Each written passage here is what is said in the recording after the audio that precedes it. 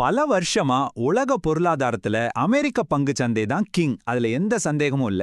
ஆனா 2025க்கான கணிப்புகள்ல அனலிஸ்ட் முதல் முறையா ஒரு முக்கியமான கேள்வியை கேட்க ஆரம்பிச்சிருக்காங்க. அமெரிக்காவோட இந்த ஆதிக்கம் உண்மையிலே முடிவுக்கு வருதா? வாங்க இத பத்தி கொஞ்சம் டீட்டெயிலா அனலைஸ் பண்ணலாம். சமீபத்துல அமெரிக்க மார்க்கெட்ல நடந்த பெரிய ஏற்றத்துக்கு முக்கிய காரணம் இந்த 7 மெகா கேப்டெக் பங்குகள் தான். 2020ல இருந்து பார்த்தா இதோட வருமானம் மட்டுமே கிட்டத்தட்ட 299%. அப்பா அப்பா, என்ன ஒரு நம்ப முடியாத வளர்ச்சி. ஆனா இங்க தான் ஒரு முக்கியமான கேள்வி வருது.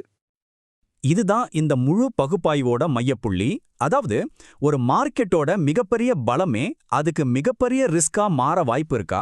ஒரு சில கம்பெனிகளை மட்டுமே நம்பி ஒரு சந்தை இருக்கிறது எவ்வளவு ஆபத்தானதுன்னு நாம இப்ப பார்க்க போறோம். சரி, வாங்க பகுதிக்குள்ள போலாம். அமெரிக்க சந்தையோட ஆதிக்கம் எந்த அளவுக்கு பெருசுன்னு முதல்ல புரிஞ்சுக்கிட்டாதான் மத்த விஷயங்கள் நமக்கு புரியும். நாம பேசிட்டு இருக்கிற அந்த 7 நிறுவனங்கள் இதோ: ஆப்பிள், மைக்ரோசாஃப்ட், என்விடியா, அமேசான், கூகுளோட ஆல்பபெட், ஃபேஸ்புக்கோட மெட்டா, அப்புறம் டெஸ்லா. இந்த பேர் எல்லாமே நமக்கு நல்லா தெரிஞ்சது தான். ஆனா இது எல்லாம் ஒன்னா சேர்ந்தா எவ்வளவு சக்தி வாய்ந்ததுன்னு உங்களுக்கு தெரியுமா? இங்கதான் ஒரு ஷாக்கிங்கான விஷயம் இருக்கு. இந்த வெறும் 7 கம்பெனிகள் மட்டும் அமெரிக்காவோட S&P 500 இண்டெக்ஸ்ல கிட்டத்தட்ட 35% வெயிட்டேஜ் வச்சிருக்கு. யோசிச்சு பாருங்க, ஒரு சில கம்பெனிகள் மட்டுமே முழு மார்க்கெட்டையும் தன் கைக்குள்ள வச்சிருக்கு. சரி, இப்போ இந்த நாணயத்தோட இன்னொரு பக்கத்தை பார்க்கலாம். அமெரிக்க சந்தைக்குள்ளேயே உருவாகிட்டு வர ரிஸ்க் என்னன்னு கொஞ்சம் ஆராய்வோம். இன்னைக்கு உலக பங்கு சந்தையோட மொத்த மதிப்புல 63%க்கும் மேல அமெரிக்கா கிட்ட மட்டும்தான் இருக்கு. இது ரொம்ப பெரிய நம்பர். ஆனா இது உலக பொருளாதாரத்தோட உண்மை நிலவரத்தோட பொருந்தி போகுதா? இங்க பாருங்க, அமெரிக்க சந்தையோட மதிப்பீடு உலக பொருளாதாரத்துல அதோட உண்மையான பங்கை விட கிட்டத்தட்ட 3 மடங்கு அதிகமா இருக்கு. இந்த பெரிய கேப் ஒரு நிலையற்ற தன்மை உருவாக்குது இல்லையா? இந்த மாதிரி ஒரு நிலைமை இப்போதான் முறையா வருதான்னு கேட்டா நிச்சயமா இல்ல. வரலாறுல இதே மாதிரி நடந்திருக்கு. 1860கள்ல ரயில்வே பங்குகள், 1990கள்ல .com கம்பெனிகள்னு ஒவ்வொரு காலகட்டத்திலையும் ஒரு டெக்னாலஜி புரட்சி சந்தைய இப்படிதான் ஓவர் ஹீட் ஆக்கியிருக்கு. இந்த கோட் ரொம்ப முக்கியமான ஒரு விஷயத்த சொல்லுது. AI மாதிரியான டெக்னாலஜிக்கு பெரிய எதிர்காலம் இருக்கலாம், உண்மைதான்.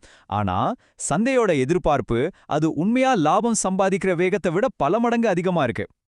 இந்த ரிஸ்கை இன்னும் தெளிவா புரிஞ்சுக்க இந்த டேட்டாவை பாருங்க. அமெரிக்கா பங்குகளோட வேல்யூவேஷன், அதாவது விலை வருவாய் விகிதம், .com பபிள் வெடிச்ச போயிருந்த நிலையை நெருங்கிட்டு இருக்கு. இது முதலீட்டாளர்களுக்கு ஒரு எச்சரிக்கை மணி மாதிரி. இப்போ நிலைமை கொஞ்சம் கொஞ்சமா மாற ஆரம்பிச்சிருக்குங்கிறதுக்கான அறிகுறிகளை பார்க்கலாம். 2025ஆம் வருஷத்தோட தொடக்கத்துல என்ன நடந்ததுன்னு தெரியுமா? 2025ஓட முதல் சில மாசங்கள்லயே ஒரு பெரிய மாற்றம் தெரிய ஆரம்பிச்சது. ஆசிய, ஐரோப்பிய சந்தைகள் அமெரிக்க சந்தையை விட ரொம்ப நல்லா பெர்ஃபார்ம் பண்ணிருக்கு. உதாரணத்துக்கு, அமெரிக்காவோட வளர்ச்சி வெறும் 2.2% தான். ஆனா ஹாங்காங்கோட ஹாங்செங் 17% உயர்ந்திருக்கு. இந்த மாற்றத்துக்கு ஒரு முக்கியமான காரணம் அமெரிக்க பங்குகளை விட மத்த நாட்டு பங்குகள் இப்போ ரொம்ப மலிவான விலையில கிடைக்குது. இந்த வேல்யூவேஷன் கேப் தான் இப்போ முதலீட்டாளர்களை மத்த சந்தைகள் பக்கம் திரும்ப வச்சிருக்கு. சரி, அப்ப அமெரிக்காவுக்கு வெளியில முதலீடு செய்ய என்னென்ன வாய்ப்புகள் இருக்கு? வாங்க உலகளாவிய சந்தைகளை பத்தி கொஞ்சம் பார்க்கலாம். முதல்ல உலக சந்தைகள்ல இருக்கிற வகைகளை புரிஞ்சுக்கலாம். வளர்ந்த சந்தைகள், அதாவது டெவலப்ட் மார்க்கெட்ஸ், அப்புறம் வளர்ந்து வர்ற சந்தைகள், அதாவது எமர்ஜிங் மார்க்கெட்ஸ், கடைசியா எல்லைப்புற சந்தைகள், அதாவது ஃப்ரான்டியர் மார்க்கெட்ஸ். இது ஒவ்வொன்றிலையும் ஒவ்வொரு விதமான ரிஸ்க் மற்றும் ரிவார்ட் இருக்கு. இப்போதைய வேல்யூவேஷனை வச்சு ஒரு முக்கியமான கணிப்பு இருக்கு. என்னன்னா, அடுத்த 10 வருஷத்துல அமெரிக்க பங்குகள் சராசரியா 2.6% வருமானம் தான் கொடுக்கலாம். ஆனா மத்த சர்வதேச பங்குகள்ல இருந்து 8% வரை வருமானம் கிடைக்க வாய்ப்பு இருக்கு.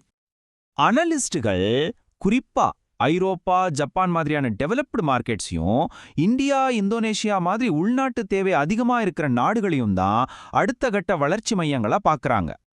கடைசியா, இந்த புதிய பல குறுக்குங்கள் கொண்ட உலகத்துல நம்மளோட முதலீட்டு அணுகுமுறை எப்படி இருக்கணும்னு பார்க்கலாம். நாம இப்போ ஒரு மல்டிபோலார் வேர்ல்டுக்குள்ள நுழைஞ்சிட்டு இருக்கோம். அதாவது அமெரிக்கா மட்டுமே உலக பொருளாதாரத்தோட ஒரே சூப்பர் பவர்ங்கிற காலம் முடிஞ்சு இப்போ சீனா, இந்தியா, ஐரோப்பான்னு பல சக்தி மையங்கள் உருவாகிடுச்சு. இது இன்வெஸ்ட்மெண்ட் ரூல்ஸே மாத்த போகுது. இந்த புதிய உலகத்துல சீனா ஒரு முக்கியமான பிளேயர். ஆனா ரொம்ப சிக்கலான பிளேயர். ஒரு பக்கம் டெக்னாலஜில அவங்க உலக லீடரா இருக்காங்க, அவங்க பங்குகள் மலிவா கிடைக்குது. இன்னொரு பக்கம் அமெரிக்காவோட இருக்கிற பிரச்சனைகள், அரசாங்க தலையீடுன்னு நிறைய ரிஸ்க் இருக்கு.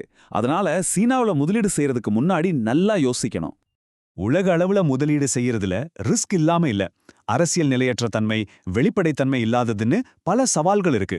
குறிப்பா ஃப்ரான்டியர் மார்க்கெட்ஸ்ல ரொம்பவே கவனமா இருக்கணும். அப்போ இனிமேயும் நம்மளோட முதலீட்டு வியூகம் முழுக்க முழுக்க அமெரிக்காவை மட்டுமே நம்பி இருக்கணுமா? இல்ல இந்த மாறிட்டே வர்ற உலகத்துக்கு ஏத்த மாதிரி நம்மளோட இன்வெஸ்ட்மெண்ட் மேப்பை நாமளும் மாத்தி வரைய வேண்டிய நேரம் வந்துருச்சா? இத பத்தி நீங்க என்ன நினைக்கிறீங்க?